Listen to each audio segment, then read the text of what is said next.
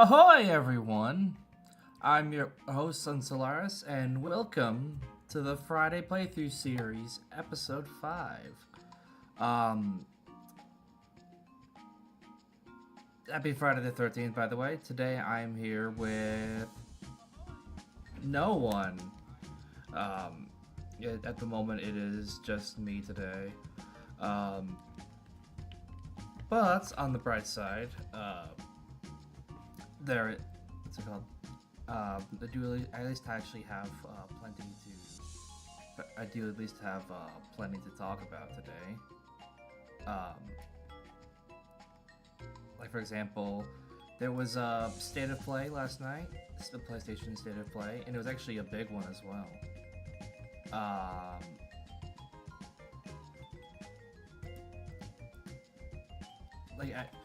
To the point, it was big enough to the point where, because like I said, normally when I watch PlayStation State of Plays, nothing ever happens.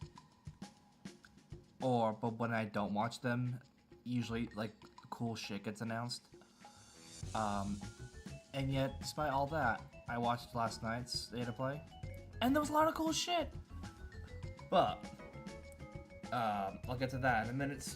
Until then, how about we get started on where we last left off in Red Dead Redemption 2.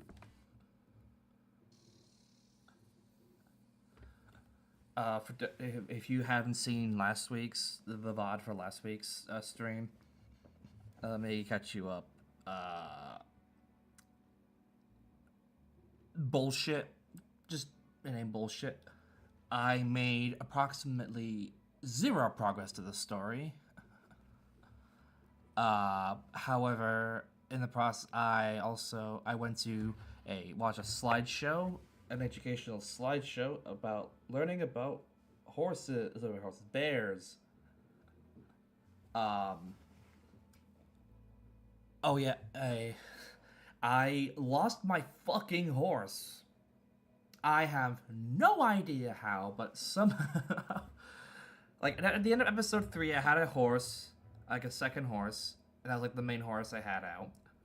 I come back and in like the start of episode 4, and it's just gone. My horse just disappeared off the face of the fucking planet. And now I spent basically half the stream searching for said horse, and then only actually, what's it called? But basically having to get a new one. There she is, Harurara the Second.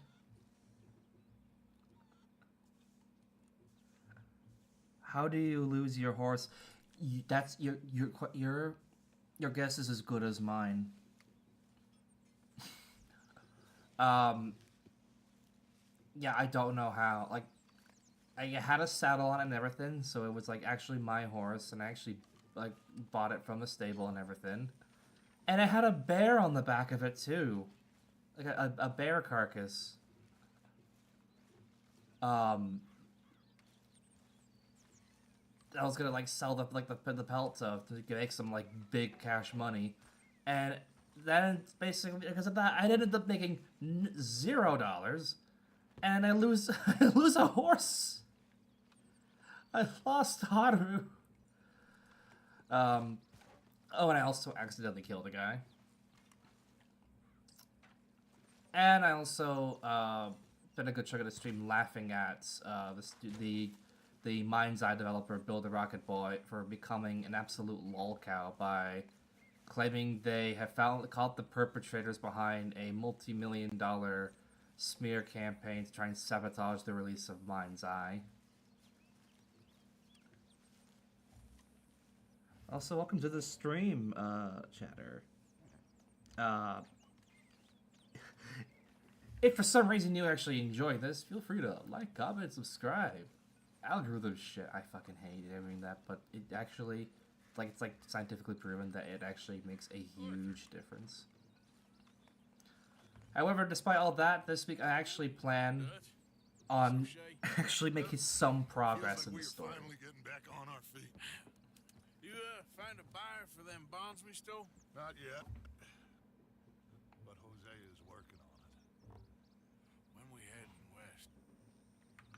soon? I don't know. Feels like things have changed. PlayStation State of Play last night. They don't want folk like us no more. I think it was the biggest longest state of play they have done in a number of years, like a couple of years now. The last time they did one that big, they announced like the Knights of the Old Republic remake. Trust Dodge, Mr. Morgan. You have to. And like a few other things. Oh. What's going on? They got Micah. He's been arrested for murder. He was in Strawberry. It's okay, son. Breathe. They nearly lynched me. They got Micah and the sheriffs in Strawberry, and there's talk of hanging him. Here's open. Arthur, what? The fool brought this on himself. You know my feelings about him, Dutch. You think I can't see past his bluster to the heart inside? He is a fine man. No, I ain't saving that fool. I can't go. My face will be all over West Elizabeth. I am asking. He would do it for you. As if Arthur's face isn't already everywhere, just by association. You okay, Lenny? Yeah, of course I'm okay. You don't seem okay. Take that kid into town. Valentine, not Strawberry. Get him drunk. And Arthur, no crazy business. I've given that up. And you get Micah out of that jail. So apparently we're now going in time to rescue Micah. Oh, I'll get to But yeah, just can't drop everything. did you watch the State of Play? If you're still around, Jenner. But yeah, I admittedly I forgot it was on like at its like start time, but I managed to catch like the last hour of it. But some of the key takeaways I got from it was there you go. Death Stranding 2 is coming to PC. Fucking finally. Which finally cements that the PS5 has no games. No games. Like one of the big true exclusives it had. And it's not even a PS5 exclusive, it's literally coming to PC. And I'm very excited for that, because I fucking love Death Stranding. I fucking love Hideo Kojima's work. Metal Gear is my favorite franchise in all of gaming.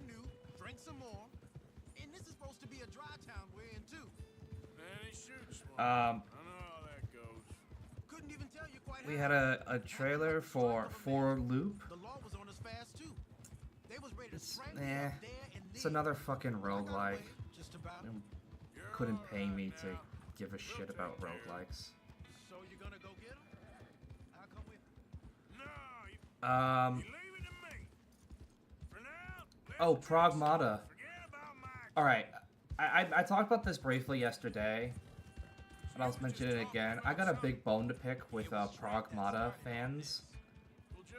The game looks really cool, and I'm really interested in this game.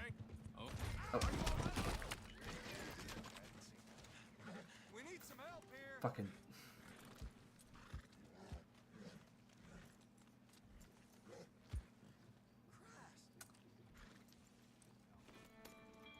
Now, what was I talking about? You didn't see that. No one saw that, okay?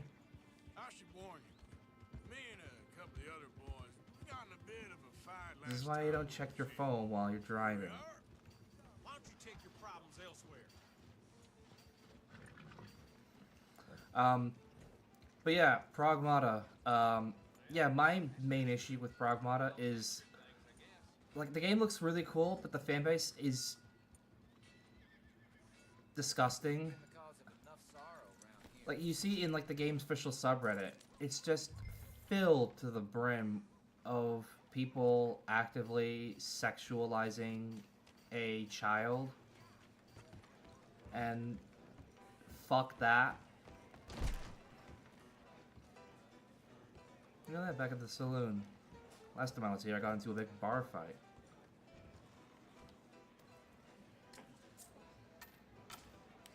The game itself looks really good, though. We also got to see a new trailer for Resident Evil. too. Requiem, which I am very much excited for. Can we get a couple beers, please? You, I don't want One of gaming's greatest bottoms, I was defending Leon, myself. Tommy, he makes his grand return. One for yourself. Thank you. Now become new sexy Uncle Leon. Micah seemed to know a lot of people. That was the problem. In the midst of his midlife crisis, judging by the fact that he drives a Porsche in the game. A lot of crazy stuff, but Micah. Crazy stuff. But it's cool to see it's cool to see more gameplay of that. It looked really good, and the game looks really good. I'm really interested in like how it's gonna play, because from what Capcom has said, basically the segments with Grace, the new character.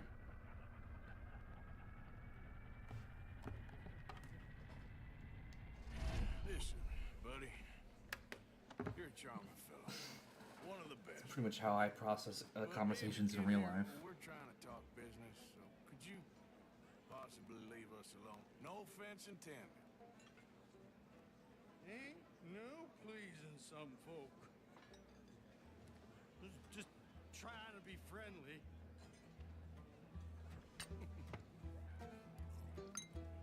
Oh.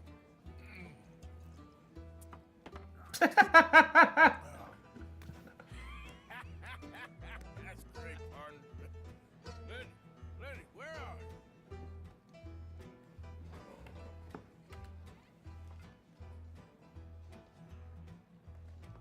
Hey, Lenny!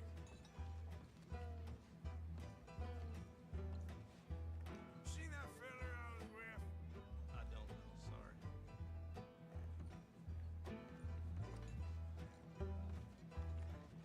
You know which way my friend went?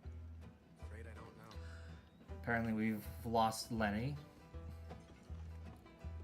The authentic night out experience, just randomly losing your friend.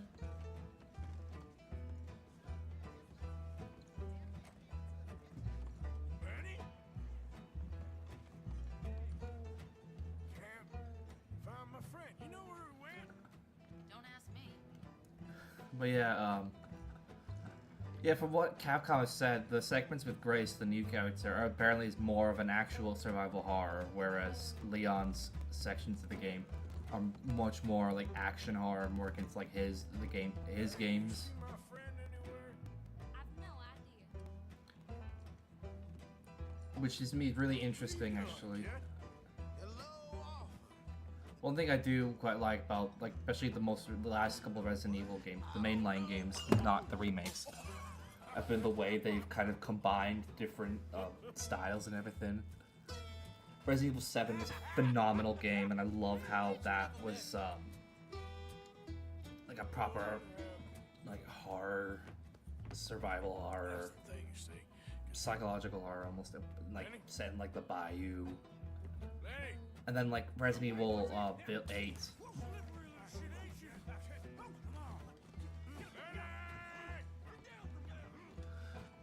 Resident Evil 8 was it combined like several different forms of horror, like European vampire horror, Japanese psychological horror, Lovecraftian horror, and like Cronenberg-esque like industrial body horror. Mister?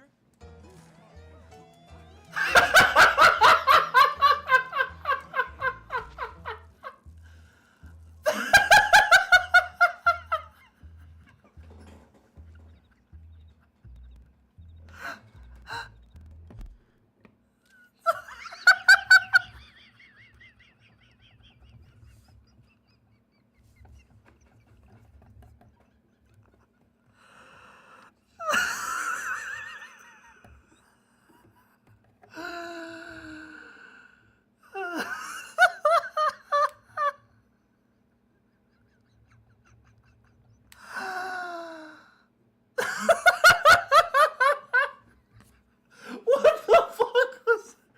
I fucking love this game so much. Oh, this game is fucking excellent.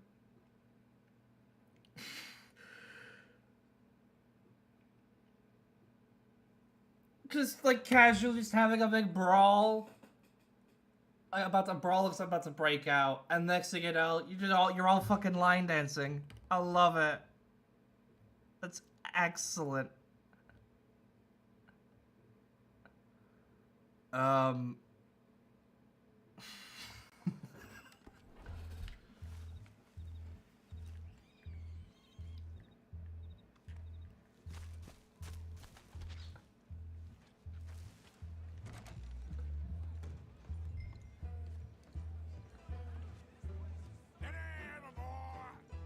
I look like a Lenny to you? Yes.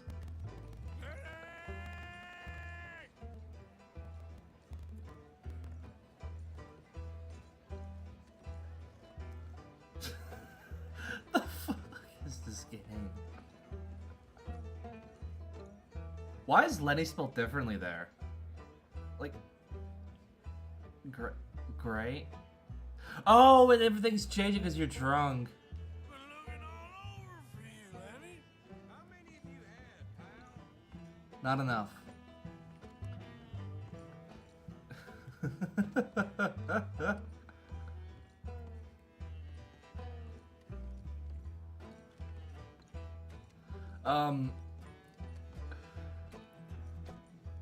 We're getting a remaster of Legacy of Kain Defiance.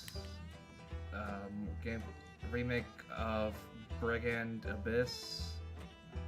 It's a Brigadine Abyss. Oh shit!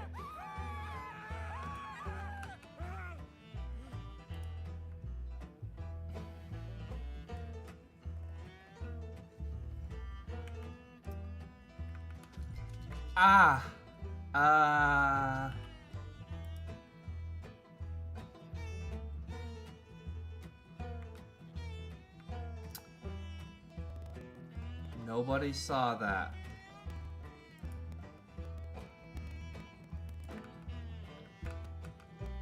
Let's make sure the stream deck's working.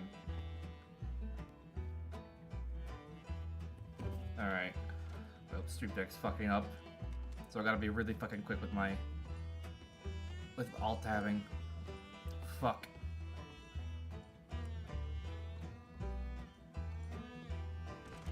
Do I want to know what's behind the door? Okay, so that's the back door.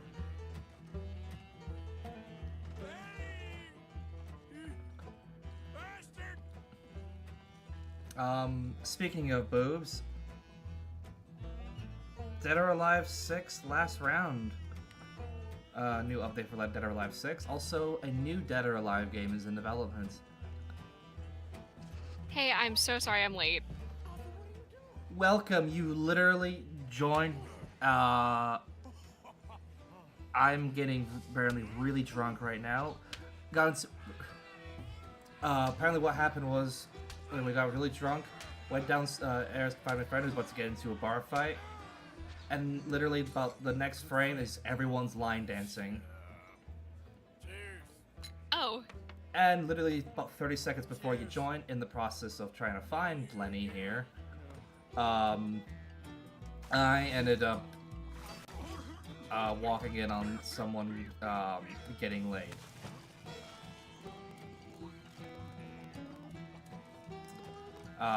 Including titties.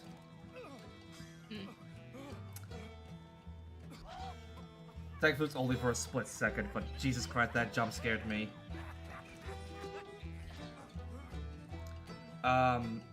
We was also just talking about the PlayStation State of Play that was last night. Did you see any of it, Noob? I sat down for the whole thing. I watched it by myself, and I honestly thought that show was pretty good.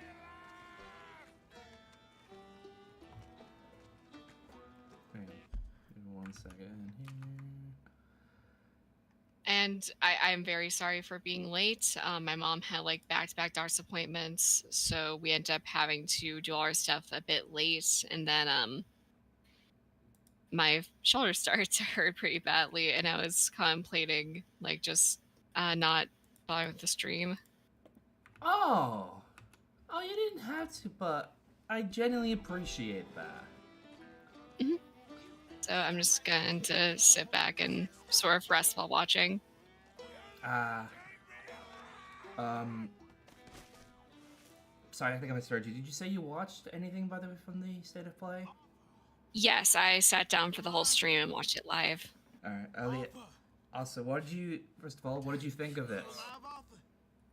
I thought it was pretty good. What was shown off looked very nice, though that's definitely a given due to PlayStation like doing really well with graphics, but I still am waiting to see like more gameplay from the games that they've shown.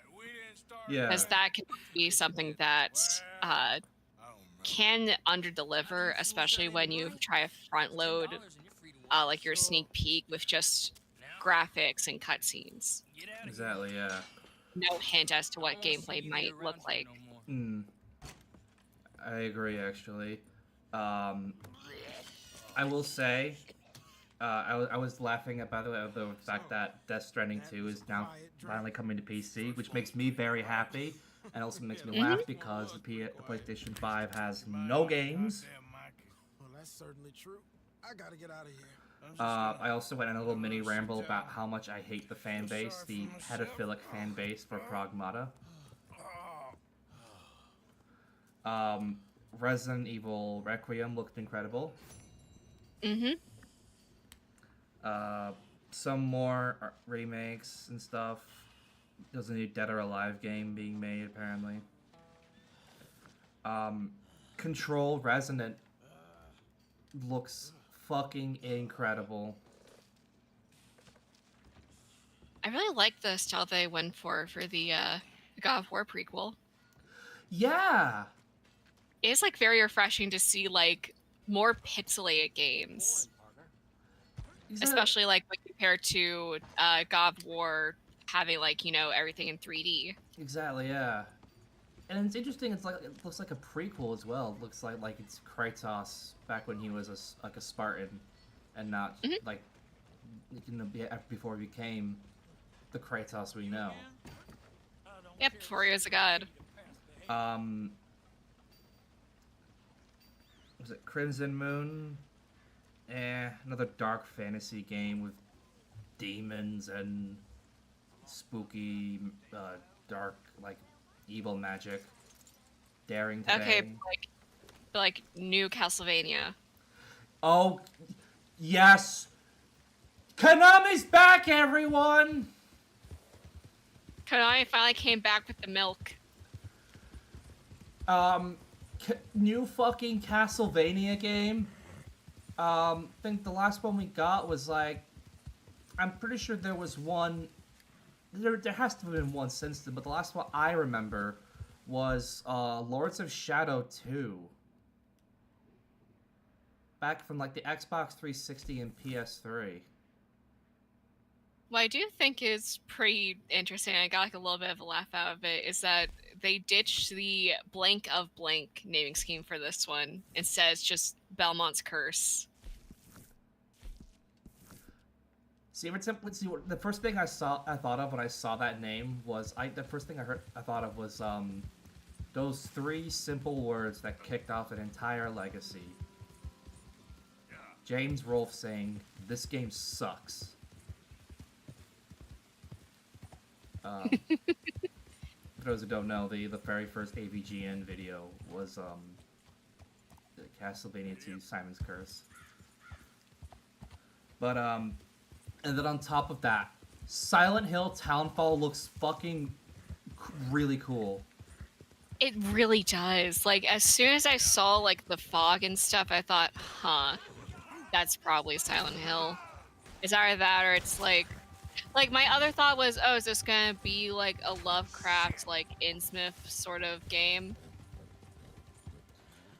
That wouldn't surprise me, actually, too much, because, like, Silent Hill very much kind of leans into that at times. Initially, because when they first showed, like the sign, I thought, like, is this Silent Hill? Then the more it went on, it was like, yeah, this is Silent Hill, and then it showed, like, the logo. It's really interesting. Like, I'm quite intrigued with the fact that like that seems to be the new direction for Konami is Silent Hill not necessarily taking place in the town of Silent Hill.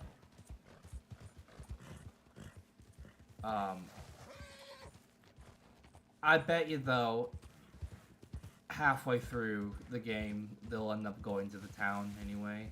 Just like Silent Hill, was it 4 or Downpour? I remember correctly. It was like one of those two, where like it starts up in a different location and halfway through you actually go to Silent Hill. And then to top it off, I'm not kidding when I say I jumped out of my chair. Like, you'd think that like the Miami Dolphins made it to the Super Bowl, like won the Super Bowl with the way I reacted. Metal Gear Solid: The Master Collection Volume 2. Metal Gear Solid 4 is finally free from the clutches of the PS3. Okay. Metal Gear Solid 4 has never been released on any platform that wasn't the PS3. It was never remastered. It was never ported to anything else. And even trying to emulate it on RPCS3, it is still, like to this day, a struggle to properly emulate it. And finally, we're getting Metal Gear Solid 4 natively on PC. Let's fucking go. As well as Peace Walker as well. And, as a bonus, Metal Gear Solid Ghost Babel. For those who don't know, Ghost Babel was a visual novel. Non-canon visual novel adapting the events of Metal Gear Solid 1. Made for the Game Boy Color.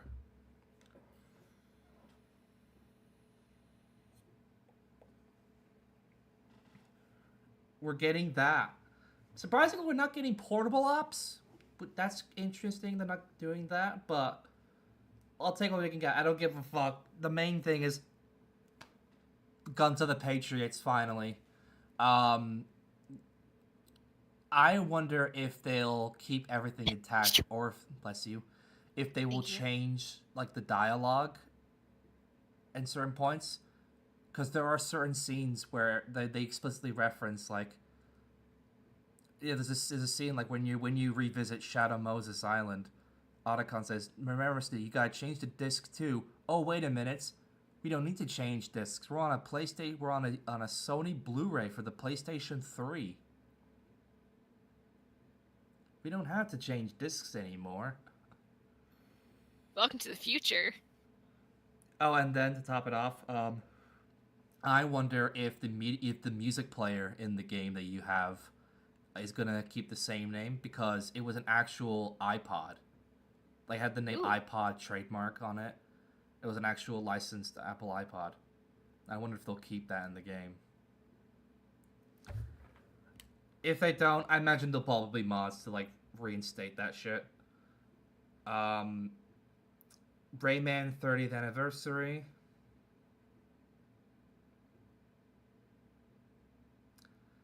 Like, 007. holy, Go on, sorry. holy fuck! Like having Rayman come back.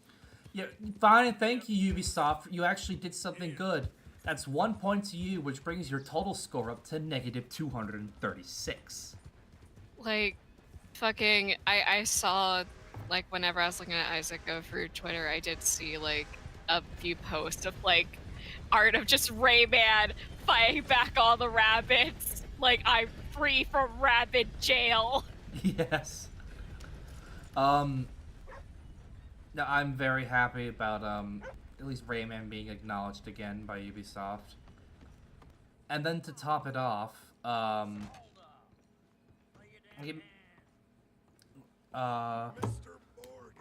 the new Star Wars Galactic Racer looks really cool. Reminds me a bit of like Wipeout, a little bit of Star Wars Episode 1 Racer. Sir, I have removed myself from Morpheus's embrace. No more. Oh, also 007 First Flight. I am free. game just looks incredible. Free friend, you seem drunk. Sit down, Reverend. We ain't finished.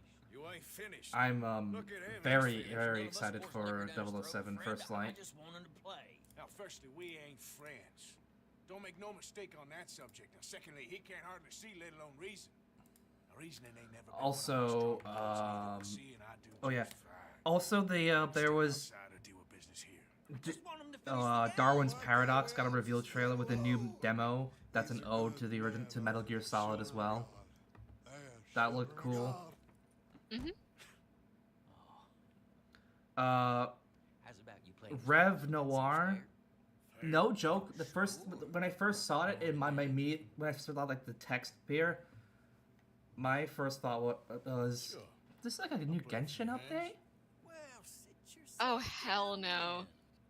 And then I saw like the actual in-game graphics. I thought like, huh, this looks a little bit like Genshin without the cell shading. I'm Luther. This is Marvin. Fortunate for you both. Also, Like my initial Go on. thought was this Same kind of goes for you. my initial thought was like, oh, this kind of looks like it might end up being a gacha game. So, you two know each other anyway. also, I'm hoping I am wrong. also, let's go gambling. Back. Let's go gambling. Chaperone. I guess it's something like that. Can we play? He can't be no real clergyman.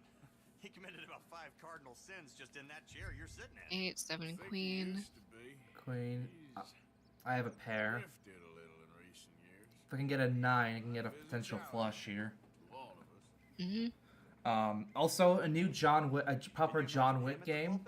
If he could stick it I'm out. surprised it took this long. They turned water into whiskey, and I don't remember much after that. Ace. I like how this is looking here. Check. He's a decent fella going through a bad time. But yeah, a proper John Wick game. That's gonna be really interesting. All right. Just trying to have a little fun. here. 3 of a kind. It is a game after all, mister. Not 3 of a kind. 2 pairs here. Mhm.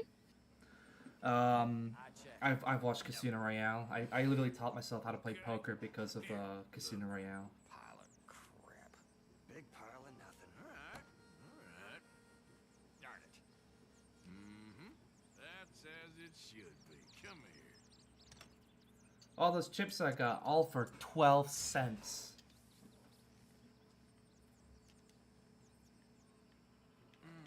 Well, it's 12 cents more, at least. Exactly. Yeah. This is getting too rich. Sit down. It's interesting how the actual gameplay is gonna work for a John Wick game. I am very interested though. Again, I said it just now, but it's surprised it took this long for an actual John Wick game. And I'm glad they at least got Keanu Reeves to be in it. It looks like. Reverend Swanson. Mhm. Where'd you go? Also, we got to see more Marathon, and it looks like a I'm game. sorry. You see a drunken idiot priest wandering about? It's one of the games of all time. Smelt him, and the Yep, blood- it certainly looks He went that way. like a game. Thanks.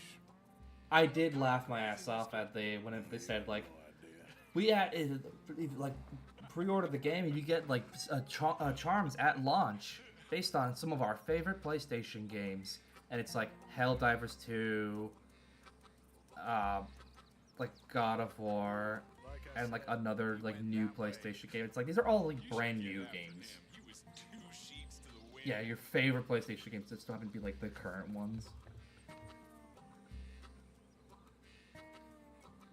Oh, we got to see more of Solaris, and that actually looks pretty cool. Mhm. Also, God of War Trilogy Remake, which I was not expecting. I would expect maybe like a remake of like the first game, but not not all 3. At least I know that's what Santa Monica Studios like main new thing is.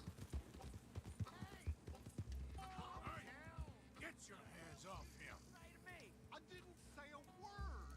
You'll keep. You stay out of it. Get your hands off him now, you son of a bitch.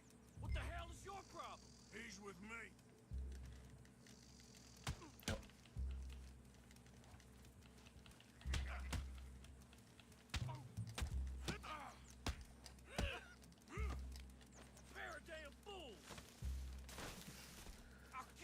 I forgot the button to punch for a second. Oh shit!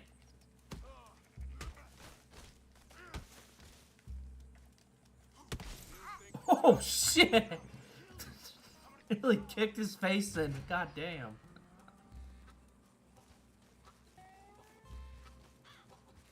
Hang on, I'm gonna scare the witness. Hey, cool sheep. Hell yeah. Oh, there's a black sheep as well. There's a black sheep.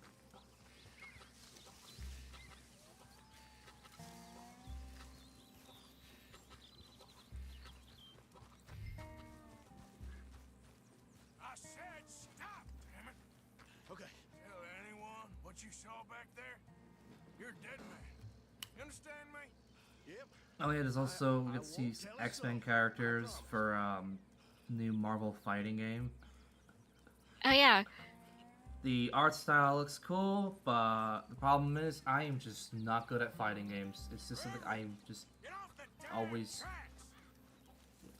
Same here. I do know that like with the Arc system fighting games, they usually do have like auto combo. So it is a little bit easier than other fighting games for people who aren't as used to them. Yes, I don't know if that's the same system as if that's what the Marvel vs. Capcom and new Street Fighter like remasters are based around, because those are cool. So same with Street Fighter 6 as well. They all have systems now that you can either like play it like as they originally was intended, like the traditional style, or there's like a setup you can do that's like in the game, where you can play it kind of like Super Smash Brothers with like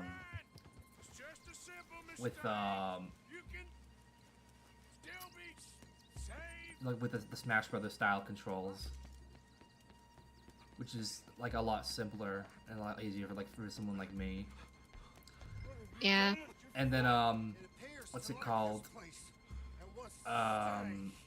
Killer Instinct 2013 one actually does actually has like a setting for like simplified combos.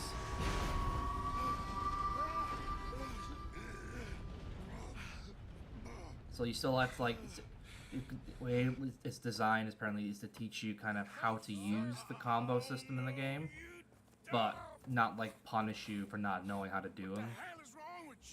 What the hell is wrong with you? Throwing me off a bridge like that? There was a goddamn train, you crazy bastard! Trains. Have I been bad again, Mr. Morgan? Trains. I'm sorry. I wish I was different. Oh, also we got to see more Big Walk, and I'm very, very excited for Big Walk. That's a wonderful idea. Yeah, that one seems like it'll be pretty fun. Margaret, who's I'm really excited because it looks like on the surface it looks like it'll just be another like one of those like just like co-op like microphone games. I don't know if there's an actual term for it.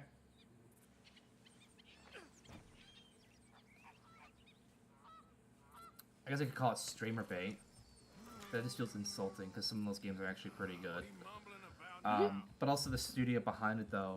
I was a really big fan of. I haven't played their first game, Push Me, Pull You. But I was a really big fan of their second game, Untitled Goose Game.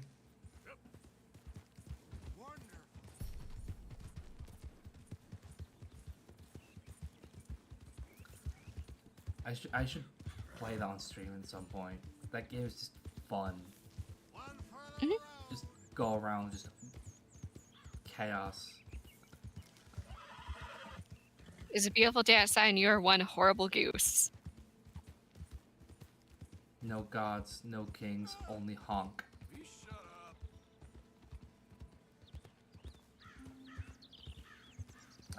I actually really like geese. And ducks. Yeah.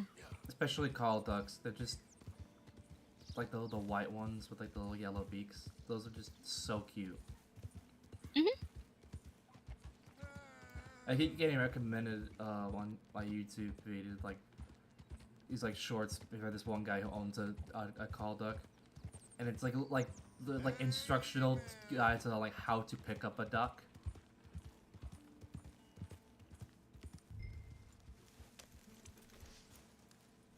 All right,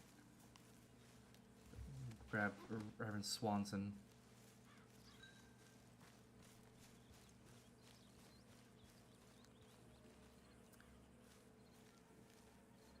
But yeah, the PlayStation State of Play was really good, all things considered. I'm just very happy about Death Stranding 2 coming to PC, Metal Gear Solid The Master Collection Volume 2 existing, and then to top it off, new Castlevania, new Silent Hill, God of War Trilogy Remake, as well as as well as a John Wick game.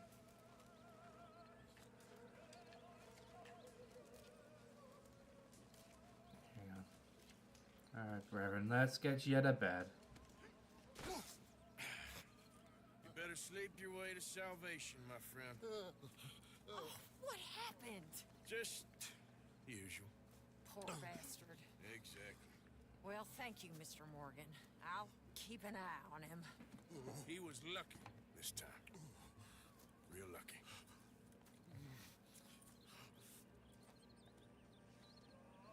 Actually, going back on the Silent Hill Townfall for a second, one thing I will say I do find really cool is the fact that it's in first person as well. Which makes me very excited as someone who's a massive fan of like Resident Evil 7 and 8. The only thing missing from that showcase as well, the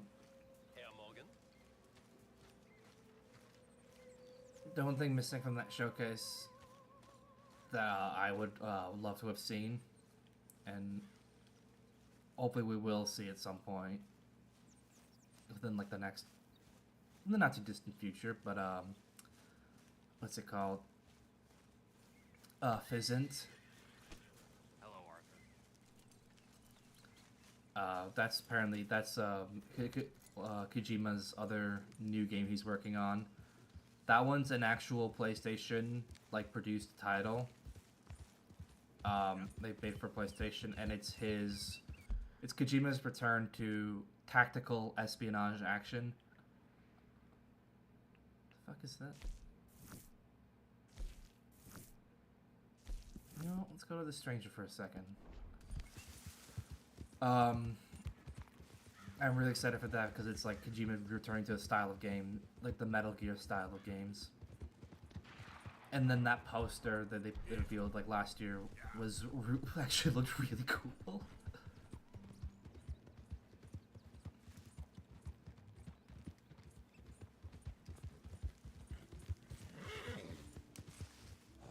Did the university send you? Excuse me? Because if they did, they can get lost. I have never been so insulted in all my life. Really, laughed at. Boulder Dash. What are you doing? Oh yeah, I did get some good news about Monster Prom games. Oh. There's an update being put out this Valentine's Day for the newest game, Monster Con. There's a new love interest being added. It's the like we've seen him before. It's this like spider cosplay repair named Sasha. Oh, that's cool. Everywhere? Honestly, whenever I first saw it, I was like, why aren't you dateable? Hello. Hey, Zach. Oh, hey, Zach. What did you think of the state of play last night? Trying to gather all the evidence. This I think the only things I was excited for was the God of War trilogy remake, and I guess that was it. Listen, if you find any Really? Not even around the country, send them to my homestead. like the Konami stuff. The Metal Gear Solid 4 port? No. Mail me the locations. I'll reward you Or handsomely not even like the John Wick game. Sure. Eh. Why not? and we'll be proving fair a lot of enough. stuck-up buffoons very, very wrong. I feel like my friend explained it well, but I can't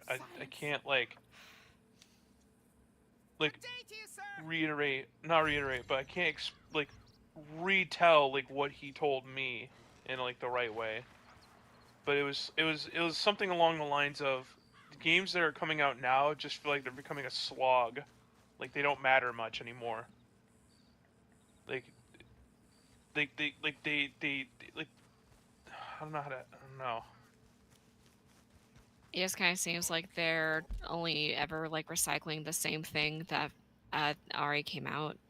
Yeah, I mean, mostly that, but also the fact that like, I don't know. It's just. I'm getting to that age where like, I'm starting to get less interested in like newer games coming out. Yeah. Nothing excites me as much anymore. I will say, I do get that to an extent. Like, one of my issues is like with like a lot of the games showing up at like these like especially like the big events like you know like Summer Games Fest or the Game Awards. One of my main issues is the fact that it's like we get so much like a lot of these like the like for example a lot of them are just like you know dark fantasy games. It's like, oh, it's a fantasy game but there's demons and spooky stuff and there's like muted colors. It's just like no, it's like wow, whatever. Yeah, it's like played one and played the. It's like whatever, you know. It's just I don't know. I'm just.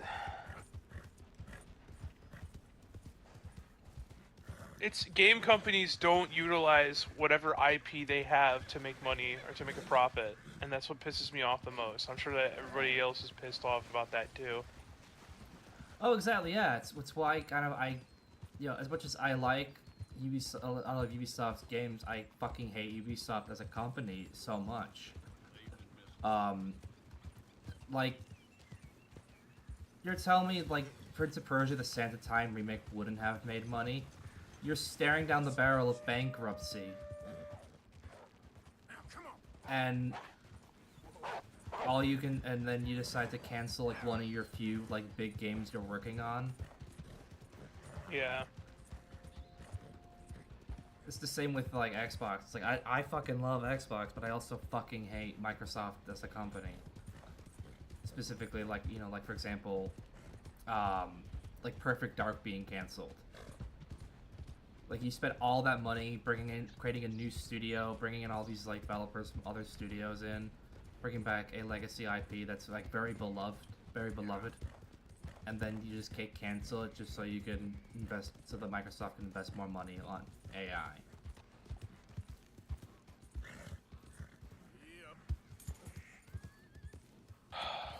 I don't know the right way to explain how I'm feeling because I had a whole conversation about it with my friend the other night, and I just completely forgot all of a sudden. I fucking hate when that happens. I think another downside of it as well, it comes from the fact that a lot of game development nowadays is so fucking expensive. Like it's insane how much games cost nowadays to make. Yeah. So as a result, and how long they take as well to make as well. Yeah. I kind of made an example of well, it's kind of weird. This is probably gonna sound different. I made an example of talking about Honkai Star Rail and how like it's one of those games where like they veer off from what the story should be and like kind of like fuck around with it too much, and so it makes less sense. Yeah. I like my attention span over the years has gone drastically down. I think you could say that with So it's hard for me to the rest of the world, to be honest. It's hard for me to comprehend a video game's story half the time, because the narrative is mostly the same. There's an evil villain, you have to go fight them and save the world, and that it's just, you know, it's nothing that serious. It's like, but with like Honkai's, it's like you do that, but also here's like in-game lore about the place you're at, and then like all this stuff that happened from like 30,000 years ago that you're not gonna remember later on. That's just my fucking, I don't know. Actually, with Honkai, supposedly according to a few people, that one filler update that we've gotten, like what would have been like a filler update, supposedly it gave details that might spoil the entirety of the story. Uh-huh. How so? Like at the end of it, whenever the Trailblazer essentially like has like that hourglass come in and basically fix the timeline so Firefly doesn't die and gets to see the fireworks. That's apparently a hint that the Trailblazer is the finality. They are the Honkai Star Rail.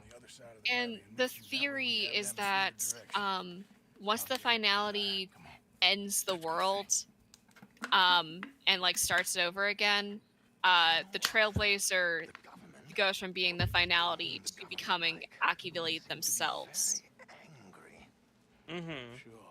And it's essentially like the Trailblazer going through like several cycles to eventually surpass the finality and not end a world.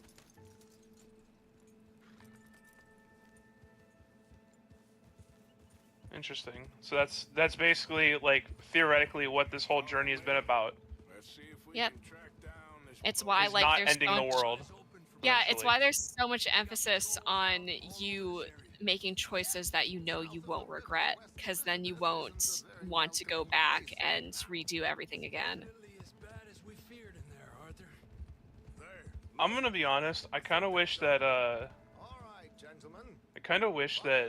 we had the option in Honkai Star Rail to change our fucking character's gender. I still wish we had that. I still wish we could get that. I will also say though,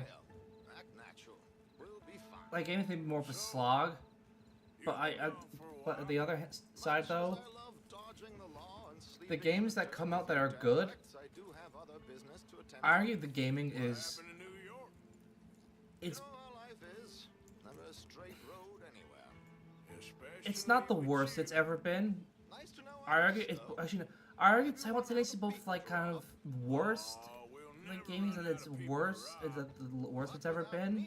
Here's the thing. But also the best it's ever been. Like the good games that are coming out are fucking incredible, but the business side of it is the worst. Like it is like is like at its worst. Here's the thing that I've come to realize: if there's a game coming out, it's not a AAA title that's recognizable, like GTA or Call of Duty or fucking anything like that.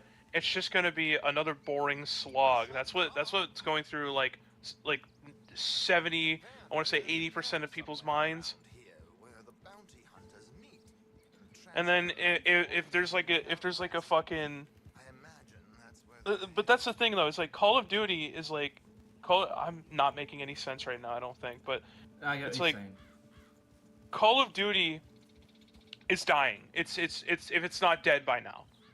There's no like beating around the bush there. Yeah, like there's I've noticed even within like Call of Duty circles, like there's just barely any discussion about Black Ops 7. No one gives a fuck about Black Ops 7. Compare that to like a few years ago when like Modern Warfare 2 and 3 came out, there was a lot of hype surrounding those games. And then like there was like a little bit of hype around like Black Ops 6, and then no one gives a fuck. Binoculars, gentlemen? Yeah. It's honestly like not a lot of games nowadays like give me like interest. They don't interest me as much. Like I don't know how to describe it. I hear they're a big crew, wild, built some reputation in the last year or two. That looks like Sean to me. Like that State of Play, like the first game they showed, like I had no interest in it, and apparently it was a sequel to another game. Let me check what game it was. It was. Oh yes. They're taking him up the canyon. Kenna Scars of Cosmora. I literally like looked at my phone, just watching Instagram. It was like I had no real interest in it. That's how bad it was. No, exactly. I'm not saying the game is bad, but I'm just saying like that's how bad my attention span has gone. It's like, it's rough. And it's depressing. Never even heard of the first game, Kenna Bridge of Spirits. Literally never even heard of that game. I remember hearing about that game. The only issue is, I'm gonna be for real, man. I thought that was a movie instead of a game. I mean, aren't games just playable movies? That's Sony's entire fucking business model right there. No, it's not just Sony. Jesus Christ.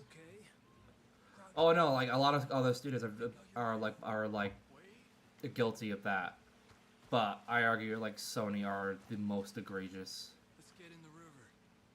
Wait until he's got them. I think other studios are just as like almost as egregious as Sony. Let's be real. Yeah. I don't know what I want to play right now. I'm kind of waiting to like go get my hair cut.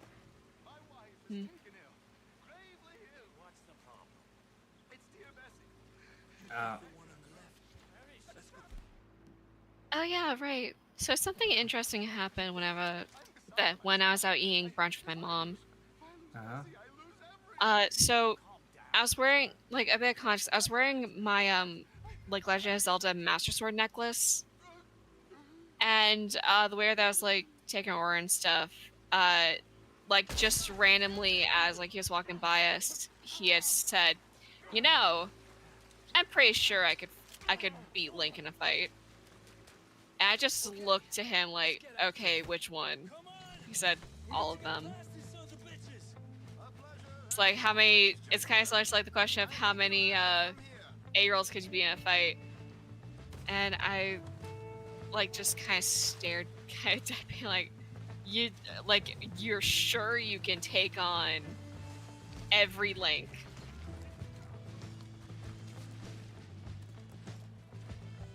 He did eventually like admit like he's not the biggest fan of Legend of Zelda, and it's more like his uncle's thing. He was like more of a Pokemon fan, but still the idea of someone trying to fight like every single Link.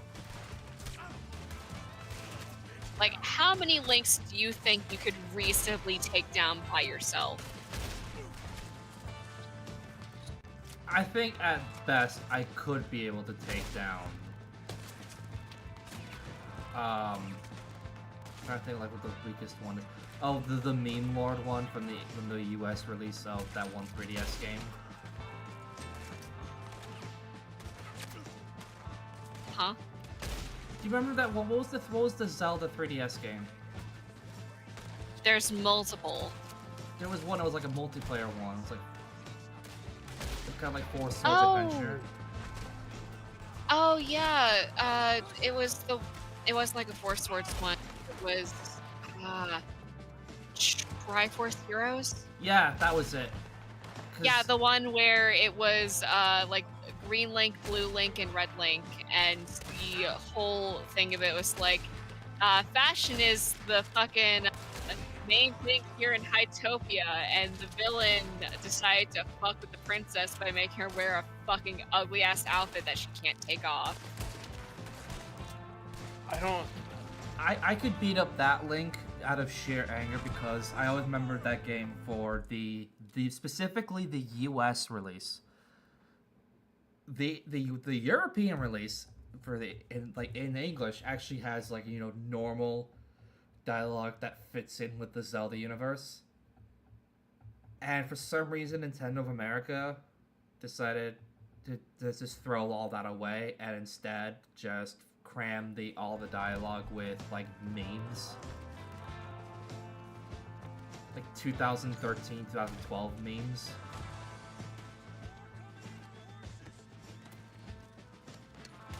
Honestly, I don't know. Sorry, go on. I was just gonna say, I don't know what free 5-star I want to pick right now on Honkai. Oh, I forgot about that. Shit. It's between. Well, it's honestly, it's like I kind of want to get Sparko just because like I remember she gives like a lot more energy with her abilities. She also gives you more skill points. That's what I meant. Yeah. I meant to say that. I'm kind of like between either getting Sparkle or Aventurine.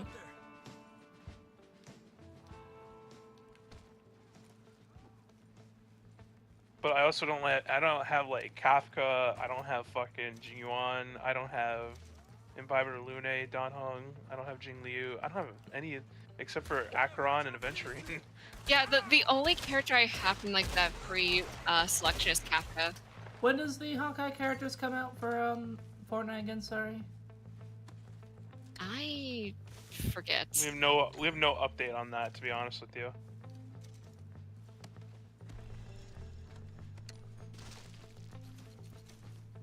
But like probably within like a couple of months, I'd guess. Like back to the whole thing of like links, we could probably take down. Honestly, Minish Cap. Because not only is that Link like canonically young child, they also shrink. At that point, depending on like what point in the journey you fight him, you can literally just squish him. Oh yeah, we could beat up that Link.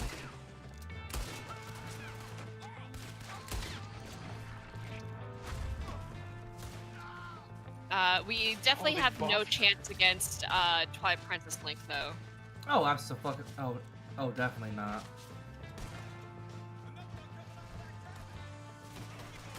Like, the fucking farm boy strength from him, before even, like, grazing the Master Sword, was able to fucking, like, hold off goats with his bare hands.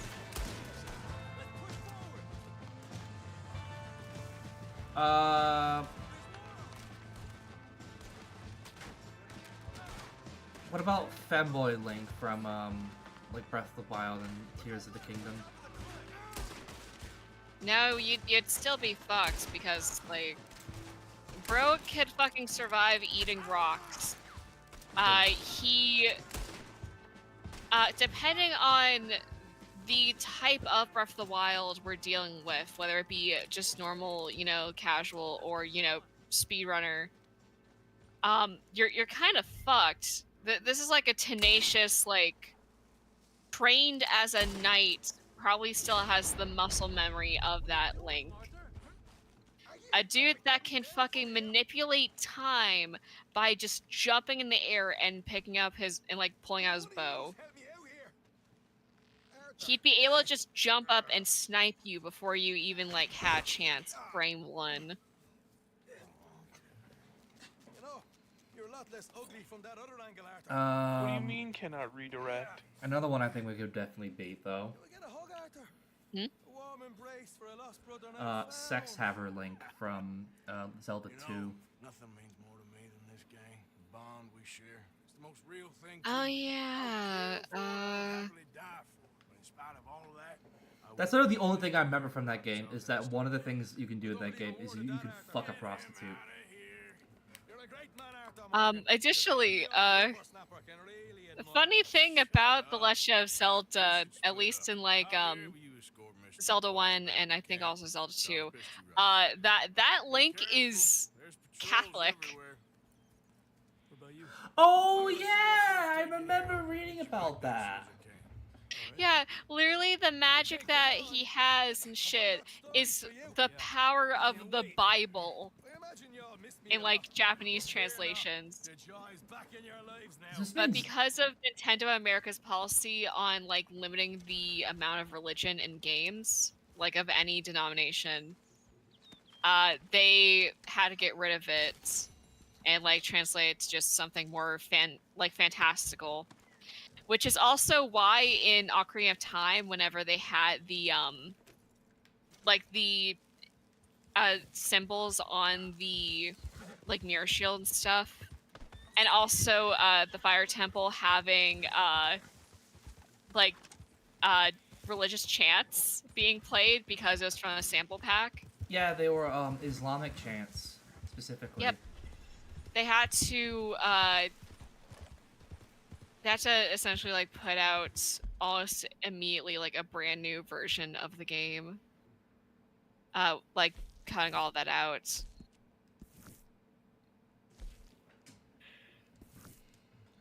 Yeah, I remember that actually. Shit, no, I don't want to quit the game. But what else was that? Does this mean that by technicality, we could argue that Zelda 1 and 2, just like Doom, the Doom series, are all Christian games? So long as you're playing the Japanese version. There we go.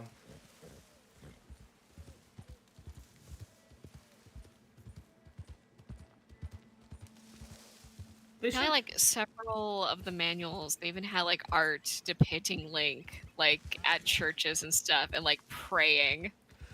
It's like the fucking Christian Sonic DeviantArt shit. At least higher quality. Yeah, exactly. Speaking of DeviantArt, DeviantArt's in fucking shambles right now. Apparently Loud House. It hasn't been already? Oh. Even more further in shambles. Apparently Loud House is ended. Has been cancelled. Oh no, anyway. Yeah. Oh no. Anyway. I'm surprised it went on that long. 11 seasons. Good God. Mm-hmm. Can we get a Red Dead Redemption 2 show? Red Dead Redemption show on Nickelodeon? Yep. Hello, sir. Like, don't dumb it down for kids. Just keep it as is. I'm on the trail of a dangerous gang. Like that, I'm sure that'll do well in ratings. Like air that alongside SpongeBob and the new Fairly Odd Parents reboot. Is that still around? Well, they weren't friends. I don't think that one's still around. I'm very out of touch with what airs on Nickelodeon. Oh, Transformers Earthspark. I think like what's mostly on Nickelodeon is just SpongeBob. SpongeBob reruns. And then Patrick Star Show. And then you're lucky. Yeah, and then like you're lucky to find something that's not SpongeBob related. Sorry, repeat that again. They're like you're lucky to find something that's not like SpongeBob related. Yeah. And then you're unlucky because it usually ends up being not very good. That's always like the thing. People who worked on Nickelodeon shows, that's like always like their main complaint is Nickelodeon give you a lot of free like reign over your project, but they have what they call the SpongeBob standard, where it's like they expect you to immediately do like SpongeBob numbers. And if you don't do that, then you get put on a shitty time slot, and then like you get relegated to the second channel, and then you're gone. It's pretty bullshit. Especially since some of the stuff that they've turned down in the past. Like, look at the shows that Nickelodeon have aired in the past, and then then it's like, oh, they turned down Adventure Time. They also turned down Phineas and Ferb as well. Damn. They're probably kicking themselves over that then. Oh, pull the lever, Arthur. Wrong lever.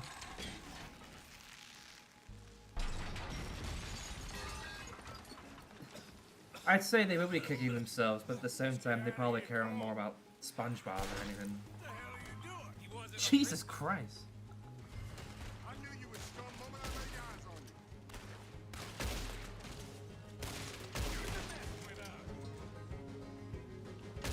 Oh, no, that's an innocent civilian.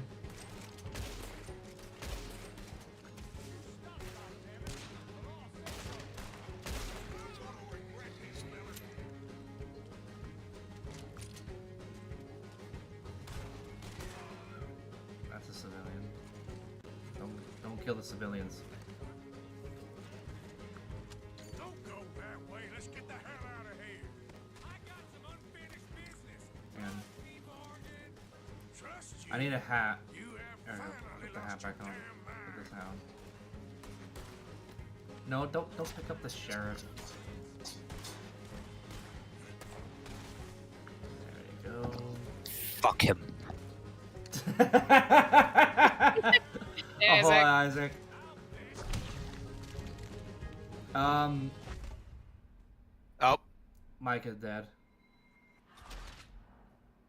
Mika. Mika Parsons, NFL player Mika Parsons is dead. Mike.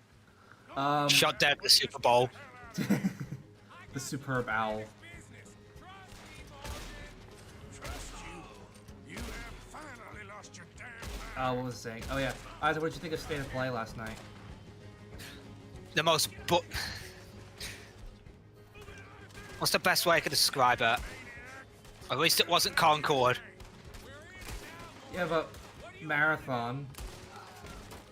At least it wasn't Concord. That's true. Speaking of which, it's a couple days old news now, but I forgot to talk about it yesterday. What do you guys think of the Concord rerun right now? There's a what? The Concord rerun. By that I mean the people who made High Guard firing pretty much most of their staff. Oh, I heard about that. That's really fun. I did predict it. I did predict it. I'm running up a phone bill. You know, it's like I was hoping to potentially be wrong because I don't want people to lose their jobs, but at the same time, it's like I knew this was gonna happen. Like I've seen this before. Hey, wait a minute! I've seen this one before. This is a classic. What are you talking about? This is brand new. No, but seriously, that's kind of just what happens when you make a product that nobody wants. Exactly. Why would anyone want a, like, this is going to sound really weird coming from me, but why would anyone want a team shooter when you've got Overwatch, Marvel Rivals, Team Fortress 2, Cocaine you know? gum? Yeah, Cocaine Gum. On top of that, why would you want a game like that when, and on top of that, why would you also want a game that also tries to be Rainbow Six, Rainbow Six, Valorant, Counter-Strike, and Overwatch, and Apex all at the same time, and as a result, it ends up being like none of those. Alright, so this is gonna sound like the weirdest way to describe High Guard, but I feel like it fits perfectly. Do you guys remember when you were a kid and you had that mental thought of getting into video game design, and you're already thinking of like combinations of games, like it's gonna be like this game, and it's gonna be like this game, it's gonna have a little bit of that game, and it's gonna like sprinkle a little bit of that one, you know, that kind of thing? Yes, I know exactly what you mean. That is what High Guard feels like. Yes. It feels like a bunch of game mechanics that go really well on their own and might go a little bit well altogether, but it's executed so poorly. You just taking his hat. Yeah, because I feel wrong not having a hat on. Wait, Indiana Jones? Yeah, think of it like that. Plus, am I really a cowboy if I don't have my hat?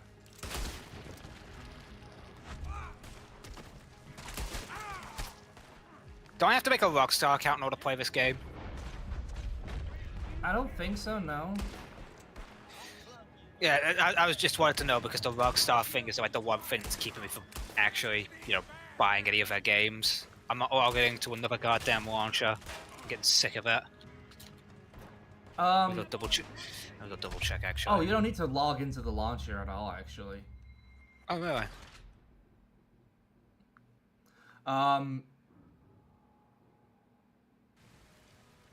Yeah, Marathon looks like Endgame. It's Marathon in name only. It's just another... The art style is pretty cool, but that's pretty much it. The game looks just generic. It's just another looter shooter in a sea of looter shooters. Well, not looter shooters, extraction shooters, sorry. Yeah. I don't like extraction shooters that much, to be honest. No. I mean, I like the PvE aspect. I prefer PvE over PvE, which is why I don't like PvE over PvP, which is why I don't like extraction shooters. Apart from Helldivers 2, I think Helldivers 2 counts as an extraction shooter.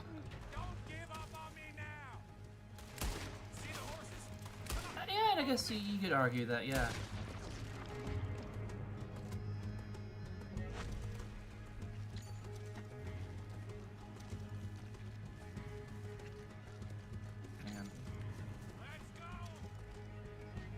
Hold on, Mika. Hold on, Mika. I need a hat. He's got a new hat.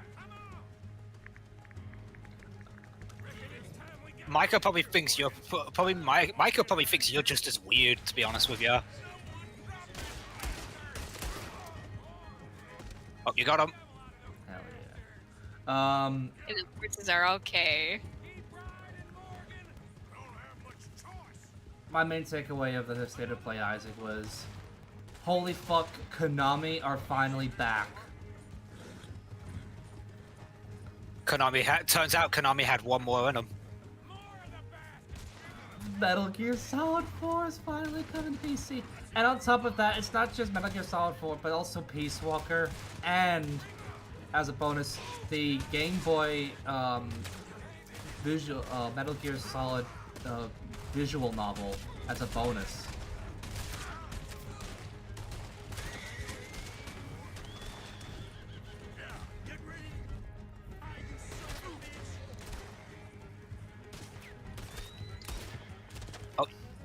Thanks. Thanks, Micah. I was kind of hoping you had a double barrel. You just blew him clean off his horse. No, my level barrel seems to have disappeared off the face of the earth, just like the original Haru. Damn. Sorry, I couldn't respond to your DM. By the way, I was too busy. I was too busy on Cyberstan. Oh, alright.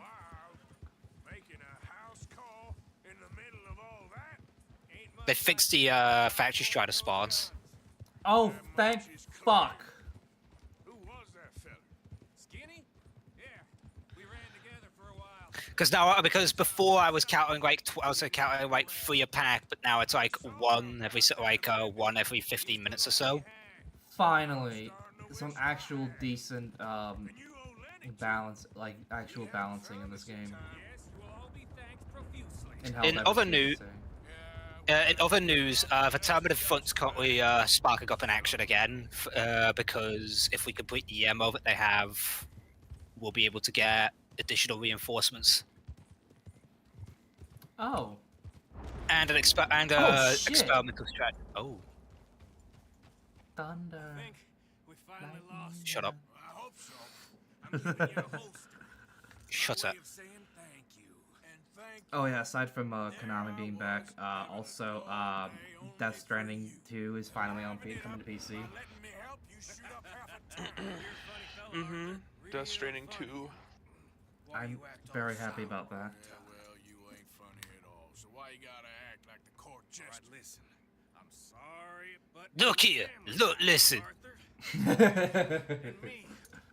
Do you realize if the O'Driscoll gang gets a hold of this, we could lose our camp?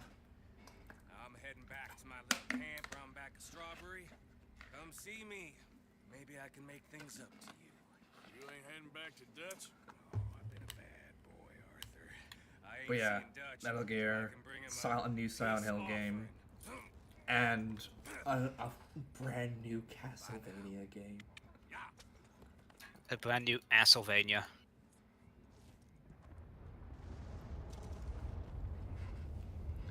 I should replay Lords of Shadow, because actually Kojima actually worked on Lords of Shadow, the first one.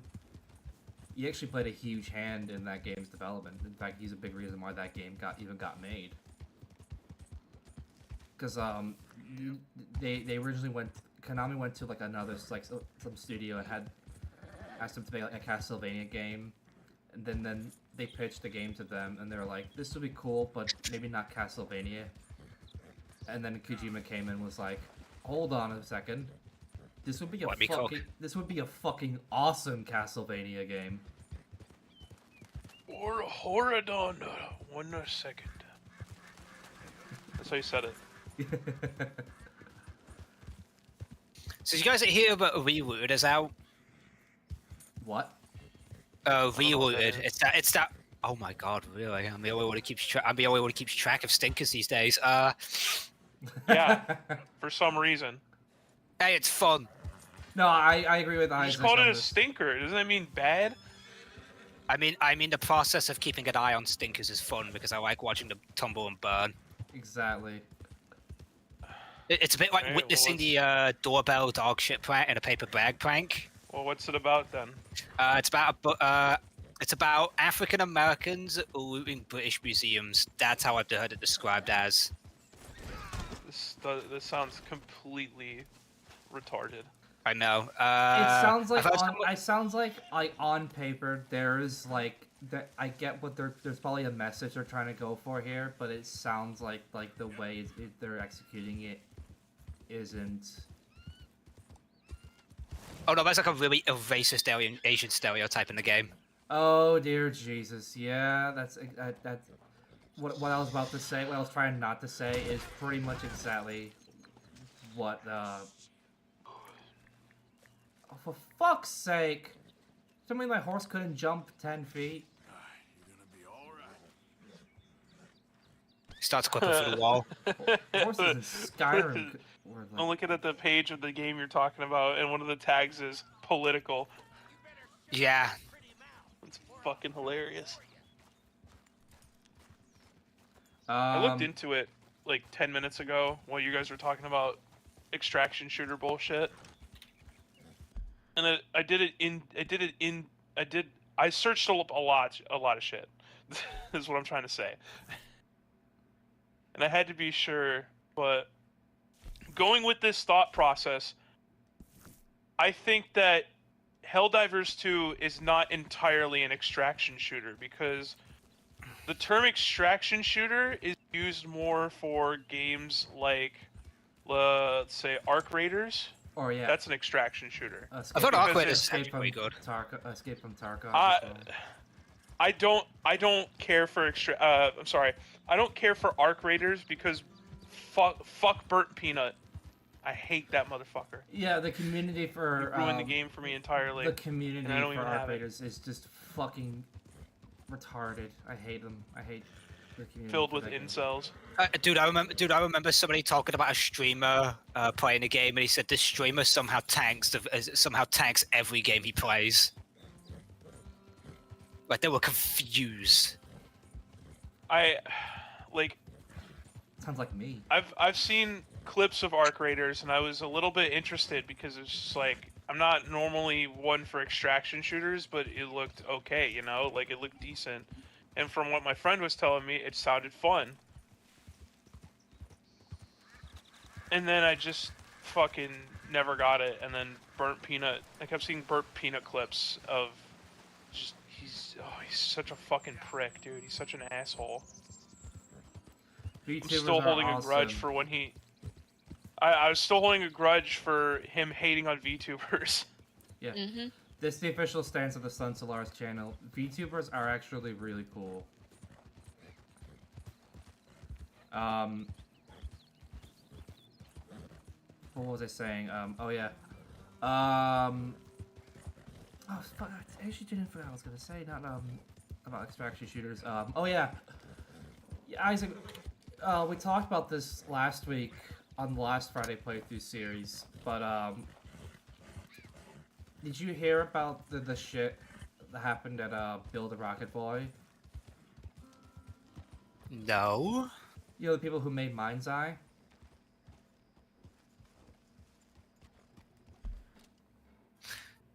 No. Oh. Oh, you're in for a treat. Let me pull up the story here. Have we found the one piece of art media that Isaac doesn't keep up with about a shitty game? It's just that bad. I deemed it impossible. More actually no. This is more like we finally. I think we have the first industry lolcow. As Toby eloquently said. Mind's Eye co-CEO Mark Gerhard alleged. This is like left from last week, by the way. Has alleged in an internal meeting with Build a Rocket Boy employees that they have, quote, caught the guys who sabotaged Mind's Eye in an alleged $1 million plus campaign. In the meeting, which took place in late January and was sent to Insider Gaming on the condition that the video not be made public, Gerhard opened the call by saying they, quote, caught the guys who should have been, caught the guys who've been sabotaging Mind's Eye. To which I imagine they're all I can. They're looking in a mirror. Yeah, I'm just picturing this scene in SpongeBob with like him on the wanted poster, looking for the maniac. I wonder who this could be for. He alleged that the company behind the campaign was a, quote, very big American company, but that, quote, it's probably not the company you're thinking of. What? That made no sense. What? Who the fuck's behind it? Was it Coca-Cola? Was it Ford? Was it Ford Motor Company? Was it Ubisoft? Ubisoft the French. And the last part of it here is the story goes into details on how Build a Rocket Boy began tracking employees and that they will put those they claim are responsible in an upcoming mission in Mind's Eye that was originally meant for Hitman. Actual Chris Chan bullshit. Literally the kangaroo court from Sonichu.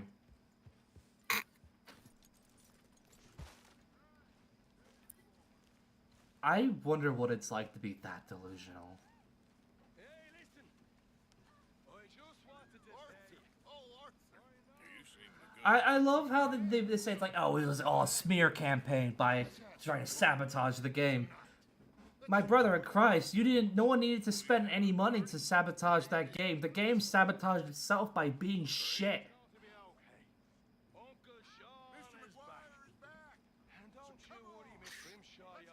What is this?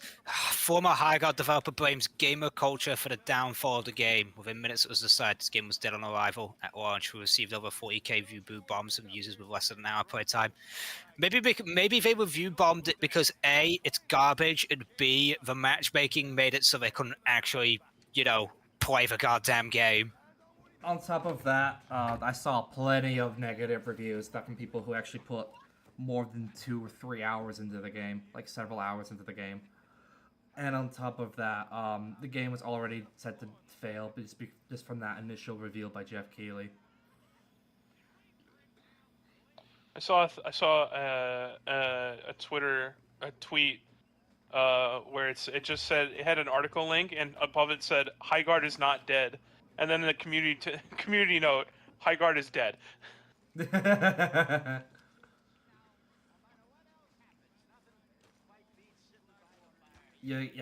can't convince me that Highguard is not dead. Let's go eat. I thought it would have taken at least 6 months for that game to die. I'm not gonna lie. I was Or expecting at it most. to be. I wasn't expecting it to like be Concord levels of quick, but I was expecting it to be. I'm expecting it to be still quick. That's just crazy to me. I did say on stream, I think it was like last week or week before, that if the game hasn't shut down by the end of the month, I will actually play it on stream. I will actually subject myself to this torture. To be honest, I'm not 100% against, because one thing I do love playing shitty games. I do love seeing train wrecks. I love watching bad movies. I wrote my dissertation at uni was about the art of bad movies and why we enjoy bad movies so much. He'll find something too. He always does. Will you be well now, Mr. I don't think I'll ever get it, to be honest with you. Oh, I don't blame you. I don't think I'll ever understand. Because every time I hear you guys talk about a bad movie, I can't get why you laugh at it. I don't see the humor in it. If it's a bad movie, why watch it? It's fascinating to see basically just failure on such a spectacular level, because we know what good looks like. So then to see someone attempt something to try and make something good, and that to fail so spectacularly, it's genuinely fascinating. And then on top of that, like, there is a sense of like humor to it as well, where it's like eventually you question it to the point where it starts to become funny. It's like watching a car crash in slow motion. Yes, pretty much. As very eloquently spoken there, actually. Eloquently, and I'm just using the most blunt terminology possible. In fact, hang on. 1 second here. See, a good bad movie is like watching a train crash into a factory of fireworks. The spectacle is so completely absurd that you just can't help but stare in amazement. A bad movie is like watching two old men drive into each other at the highway. It is the saddest thing imaginable, and nobody wants to get involved whatsoever. I just grabbed my copy of the Bad Movie Bible by Rob Hill. Actually, the book opens up with there's two quotes that the book opens up with. One is, "You cannot have the drama without comedy," quote, Tommy Wiseau. And the other one, "It's hard to explain the fun to be found in the right kind of bad movie," quote, Roger Ebert, Pulitzer Prize winning film critic. There we go. Yeah, as I've said, there are different types of.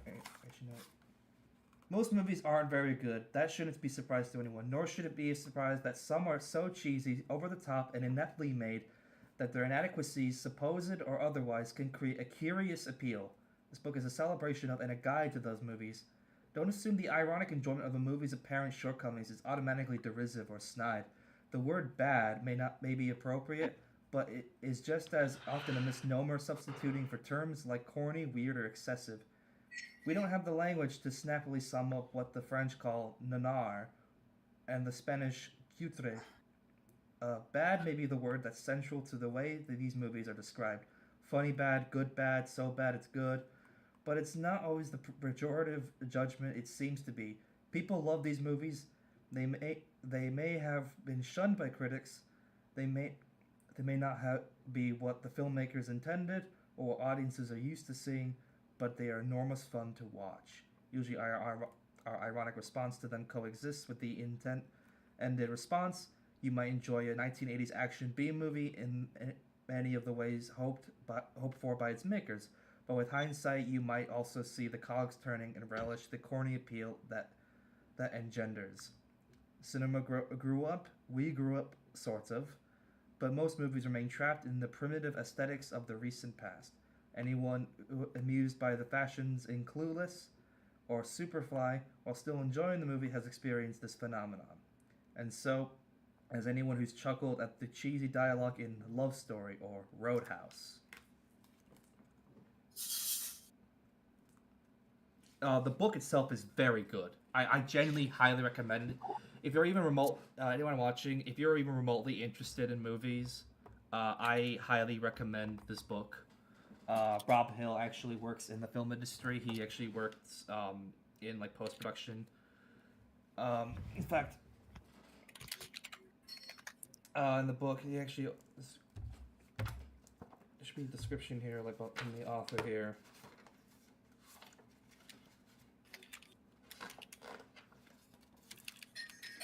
But I can't find the exact. But in the book though, he describes though that like he's worked on films like 28 Days Later and Sunshine, genuinely great movies. But in his own words, he's also worked on Jupiter Ascending, so he knows what it's like to work on a bad movie. Also, I'm back. Welcome back. You just Thank you. be going on an autistic thing explaining about why we enjoy bad movies.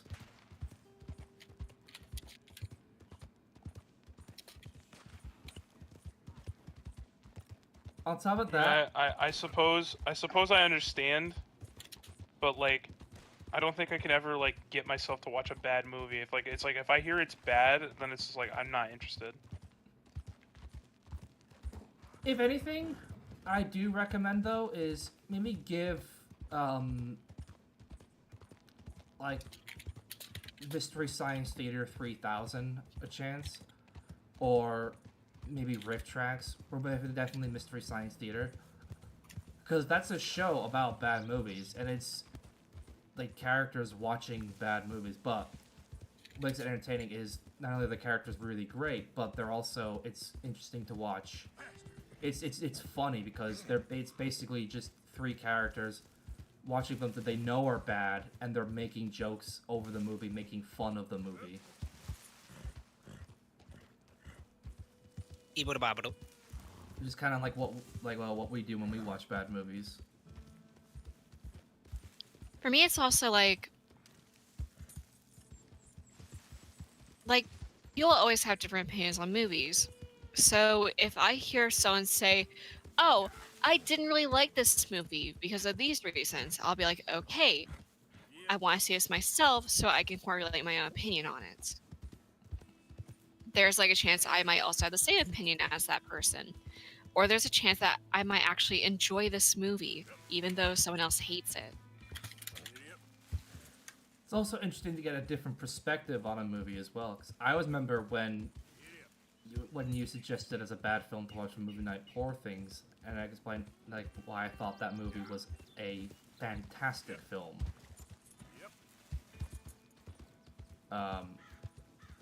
Whoops. Different, like, it's interesting, but it's actually, I find it genuinely interesting to hear, like, why certain people don't like certain movies and everything. And then there's some times where I'll hear an opinion about a movie being good or bad, and then and it'll be so bewildering to the point where I end up just sitting there questioning, what the fuck, what? I have to go to my haircut now. I'll be back. Alright, see you in a bit. Alright.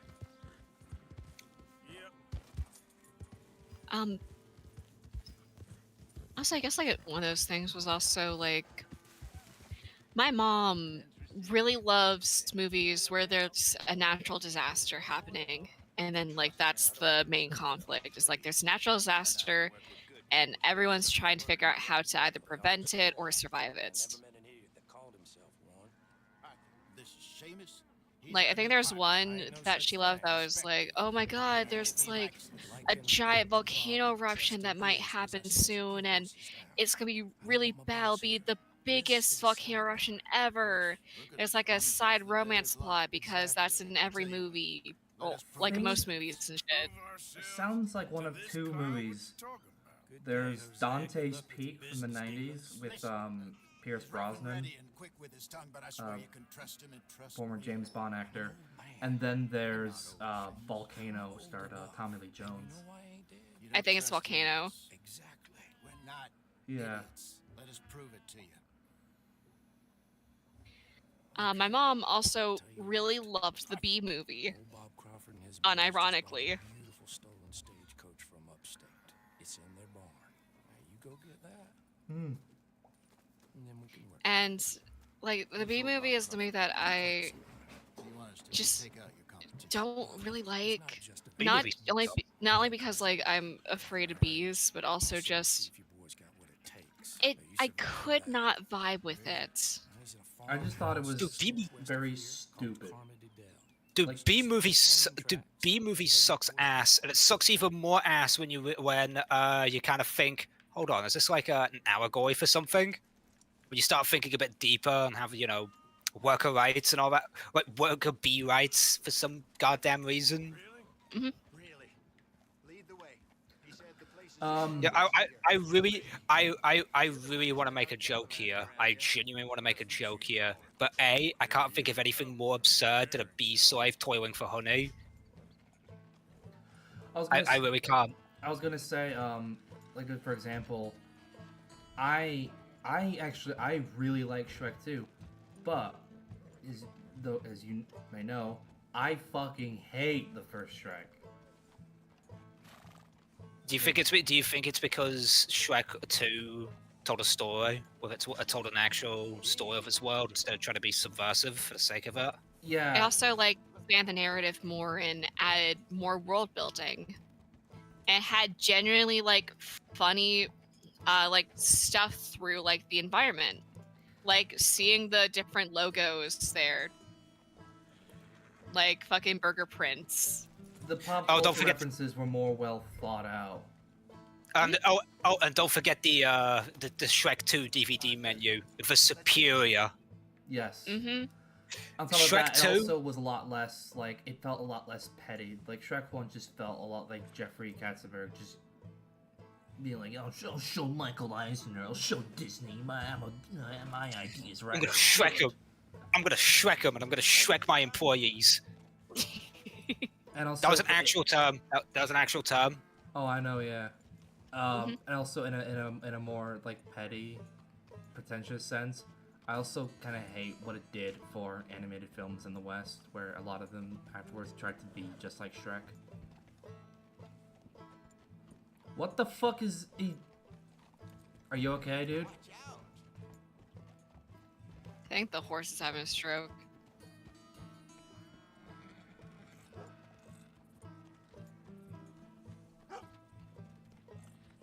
I'm guessing I'm supposed to go here, but apparently he's just stuck inside the fucking barn.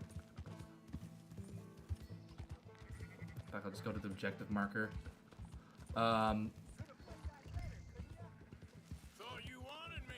Like, I know there'll also be like some movies that I may like really fucking enjoy over others that people will think that I'm a fucking idiot over.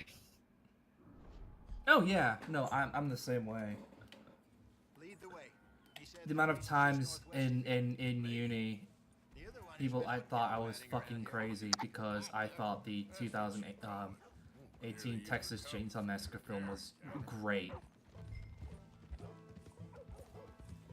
And people were like, the film's fucking sucked. It was like, nah, that film was just, it knew exactly what it was. It was stupid. Every character was a caricature. But Leatherface is still a cool character, and it's cool seeing Leatherface just mass slaughter people that, like, the people in society I fucking hate. He won't cause us any problems. A safe spot to fence wagons and coaches, that's easy money for us. Like, not every movie has to be a masterpiece. Sometimes it can just, be dumb and still, be fun. And sometimes movies can be extremely dumb and bad. But, like, depending on that person's taste, bad can be different. Or, like, it can, like, there can be, like, a different threshold for that. Yes, I agree, actually. So what's the story at Emerald Ranch? You find out anything else? A little.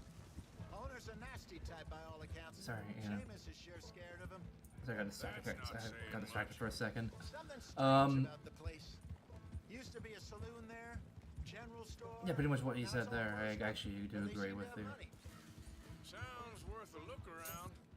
For sure. Seamus also mentioned I do generally find it interesting to like learn like why someone thinks a film is bad or a film is good. That I think is either good or shit. Although sometimes you do hear an opinion and it makes you go, what the fuck are you on about? That must be the place up ahead. We should go. Like, I knew someone who hated Evangelion because they thought Shinji was a little bitch the whole time. And it's like, why does this kid keep That's trying? the point. It's like, that's the fucking point! Your fundamental misunderstanding of the story. Or it's kind of like whenever I was talking to my mom about like the Superman movie, and I was like, "Oh yeah, I loved that movie so much." And I was like, "Wait, really? I really didn't like it." I was like, "What part did you not like about it?" When they were like, she said she didn't like how they were saying that Superman was like, a terrorist or villain. Where I was like, "Okay, yeah, that's a thing. That's a plot point in the movie. Like, we know that he's not evil, but like the people there don't quite know that. They just know that he is like an alien from space now." Also, that people are easily tricked. Wait until nightfall. Yeah. Sneak in, then I'll get the coach. I fucking love Try the house. Superman What do you think? so much. That, Let's do it now. that movie was it was a film that I needed to see, and I'm glad I saw when the day it came out.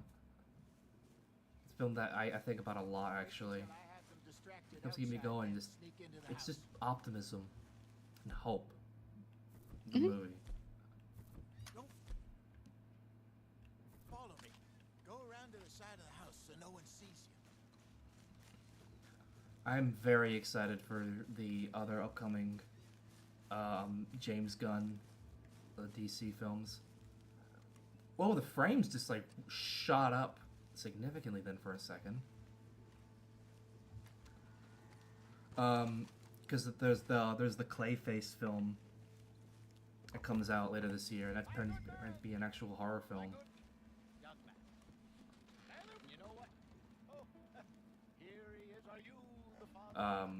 And then of course there's also Man of Tomorrow, which I'm also really looking forward to. That's the next Superman film.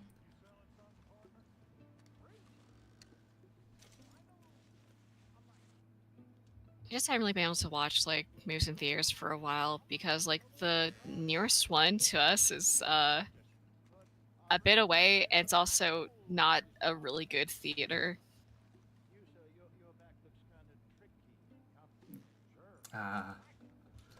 Not gonna lie, I will say you're very justified in that kind of when I go and see a film in a bad theater, because a good theater or a bad theater can also make or break a film viewing experience. Like, having a bad theater experience can really sour opinion on a film. Yeah. I still remember when Isaac, Toby, and I went to see Transformers Rise of the Beast. We were so I remember that we were soaked to the bone. I really sat there feeling like a wet dog. And then on top of that, like, the beginning of the film was almost ruined for us because you had like these stupid like teens behind us. Trust me, if I was like 10% wetter, I think I would have shouted. I think I would have started screaming. Yeah, because they said like, it's Optimus Prime. He's not Optimus Prime. Well, he just said he was. You fucking moron. He very clearly said Optimus Primal. Get off the fucking phone. Get off your stupid TikTok. Watch the fucking movie you spent money on.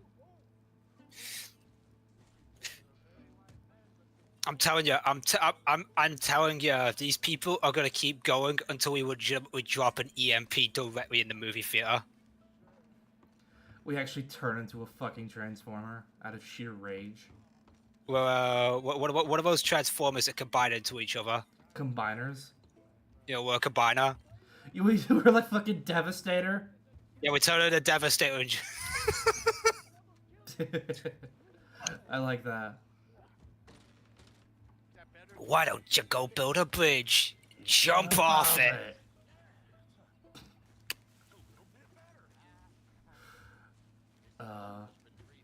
I saw a clip from the '86 from like the G1 Transformers animated series the other day that made me laugh, and it was basically it was like a Formula One race, and one of the minicons jumps on one of the F1 cars, throws the driver out, and then starts driving the car himself. I'm not fucking kidding. It's like literally the joke we used to make about like, oh, and Max Verstappen's been disqualified from like the British Grand Prix because it turns out that his car is actually a Decepticon. I'm a Decepticon. About like the movie theater thing, there was like an experience that I had where the theater was not very great, but the movie was so good that I just completely ignored like the theater experience. Mm-hmm. And that was whenever I went to go watch Sisu. Just excellent fucking movie. Okay, which one's Sisu again? It's the one of this one Finnish man, I believe, who essentially like, found a fuck ton of like gold bars and was trying to go to the bank to cash it in. But also, this is World War II, and the Nazis are trying to take his gold. That's the new one, right?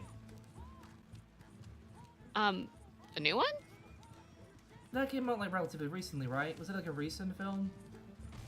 Came out like a few years ago. What's the one I'm thinking of then? There was a film with a very similar title. That's pretty much like that sounds very much similar to what you're describing. It was a Finnish film as well. Or it might be Norwegian. One of those. It's one of those like Nordic countries.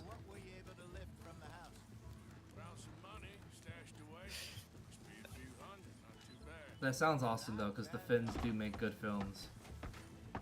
Yep, and there's just like so much. The fight choreography is so good in that, and like the action scenes, amazing. I'm a sucker for good fight choreography. And the dog in that was a very good boy. We still need to watch. Have we all seen Nobody? I've never heard of it.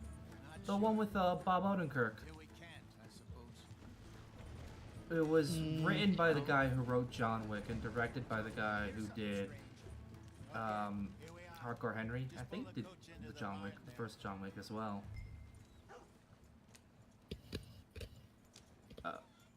It's very similar to those films. Bless you.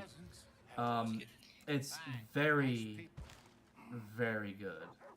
Genuinely, like I love that film. I fucking love that movie. I'd still love to actually watch Hardcore Henry. I saw like the trailer for it in theaters and thought like looked really cool, but both my parents were like, yeah, no, we are not seeing that. We'd get sick watching it. And I was like, oh man. I mean, understandable. That film is very weird at first. It does take a little getting used to the cinematography at first. You know, of course. Goodbye, gentlemen. I'm heading back to camp, I think. You coming? Ow. All right. Holy shit. And guys, yeah. I think I've just found the funniest frame ever.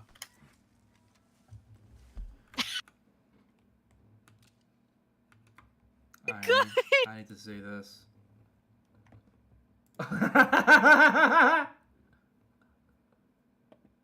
Fucking love that. Where's that from? What, this? Yeah.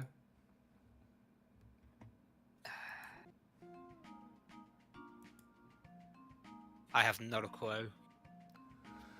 Well, either way, and we're gonna call it for a stream here. That was episode 5 of the Friday playthrough series, Red Dead Redemption 2. Actually made some progress in the story. Did not run around searching for a horse. Actually, had my horse the whole time. But yeah, we got into some gunfights. Stole a lot of shit from some dude's house. Got pissed drunk and did line dancing. Walked in on the cowgirl position.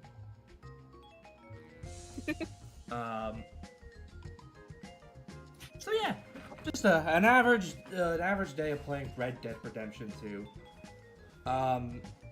I'm your host, Son Solaris. If you enjoyed today's stream, make sure to feel free to maybe leave a like, a comment, and everything. Subscribe and ring-a-ding-ding that bell for notifications. I stream 3 days a week. I stream Mondays, Thursdays, Fridays. Mondays is the Monday stream where pretty much anything goes. Thursdays is my main series, Git Boy, Gaming in the Bush Obama Years. My retro gaming series where I cover games released between November 2000 and January 2017. And of course, Fridays is the Friday playthrough series. I will have the schedule for next week's streams, like what I'll be playing next week, up by Sunday. If you're new here, hope to see you there. Until then, yeah. I'm here today with your host on Solaris. I'm joined here today by Noob, Isaac, and Zach. Say something. Hon. Oh shit! There goes Pac-Man. My mic wouldn't want to pick up my ahs. I heard it for like a split second. But could not handle my power. But yeah, until next time, until next Monday, take care, brush your hair. Goodbye.